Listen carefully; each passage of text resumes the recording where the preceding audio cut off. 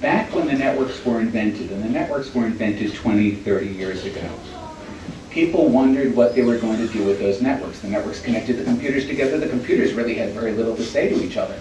But it wasn't long before people figured out that they had things to say to each other. And they did this, and they shared through the network. And the very first thing that people shared through the network was opinions.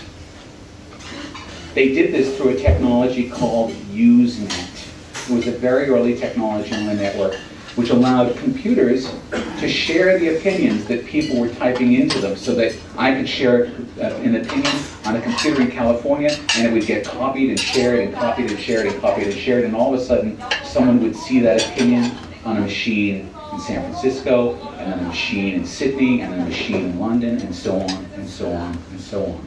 And this entire net culture, the way we think of people behaving well or loudly on the net, when you think of someone using all caps in an email as shouting, that entire belief system, that entire way of behaving properly or improperly, or behaving out of control, all of that behavior actually grew up on Usenet back in the 1970s and the 1980s. So all of the behaviors that we behave with today actually grew up back then, with that first bit of sharing.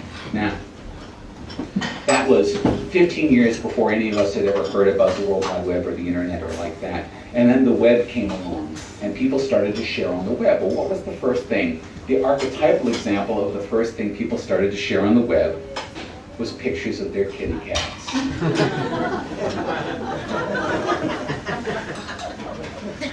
And people had lots of pictures of lots of kitty cats, and the web became absolutely crowded with all of the people with all these pictures of all of their kitty cats, all going off at once, talking about how great their kitty cats were. And it seems almost inconsequential and insignificant, but it set the stage for everything that followed. Because people then moved on the web to sharing their own opinions, and this is where blogs come from. And we talk about blogs a lot today. People read blogs and people write blogs. And blogs are a place on the web where people can share their opinions. So you got from Usenet, where people were sharing opinions, to people sharing pictures of cats on the net, to now people sharing their opinions on the web. And just about this time, this is the late 1990s, we started to hear about this thing called broadband, very fast connections to the internet. And as broadband became more widely available, people discovered that there were other things that they wanted to share on the net. Very specifically, they wanted to share culture, they wanted to share music. Now, I personally have an opinion. I look on all of the sharing that's going on all over the net as an unambiguously good thing. And I know that this makes people who have copyright and who own properties, I know that this makes people like that upset because they see sharing very differently. But my opinion is different. Now, in the beginning, when people started sharing music on the internet, I'll give you an example, and I have a confession to make. I don't know if you know, but Brian Eno is in town right now. Brian Eno is a musician who invented ambient music. He's in town right now at the Luminous Festival, Sydney. I saw him speak a couple of nights ago. And when the sharing networks for music first got set up, they were so new that there was no Brian Eno music out on the networks. Well, I have an extensive collection of Brian Eno music. So I decided I would share my Brian Eno collection. And there are probably still Brian Eno copies floating around on the internet that were originally uploaded by me in 1999. Now, when I first uploaded those copies on the internet, basically what I was saying was, hi, here I am, I have music, please come and grab it from me. And people who wanted this music would line up one after another, and I'd make a copy for you, and I'd make a copy for you, and I'd make a copy for you, and I'd make a copy for you. And it all worked out very well. And a lot of people were doing it, and a lot of people were sharing copies. Now, that's really great if you're a music fan. It's really great, really, really bad if you're a record company. But it would get better, because that way of sharing music was good, but it wasn't good enough. And because if a lot of people wanted to get something, let's say I didn't have a Brian Eno tune, which is a little obscure, but I had a Britney Spears song, which might be a little less obscure, I might have a very long line of people who are all lined up trying to get that tune. So something else came along.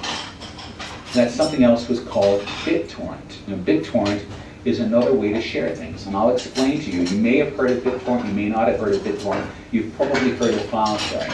Let me explain to you what BitTorrent is and how it works very simply. Now, that camera over there is my camera. I'm making a recording of this evening. I'm making a recording of this evening so that I can share it. Now, the file that's going to be on that camera when it's done is going to be kind of big, because video files are kind of big. Now, I could tell you all, here I am, and all 110 of you could line up one after another to get a copy of the file. And the first person in line would be, woohoo! And the last person in the line would be a lot less happy about that. Instead, I'm going to do something a little bit differently. I'm going to take that file, and I'm going to cut it up into 110 pieces. And I'm going to give the first piece to you, and the second piece to you, and the third piece to you, and the fourth piece to you, and the fifth piece to you. And after I've handed out all 110 pieces, I'm going to tell you all about each other. And you're going to start swapping pieces like it's going out of style.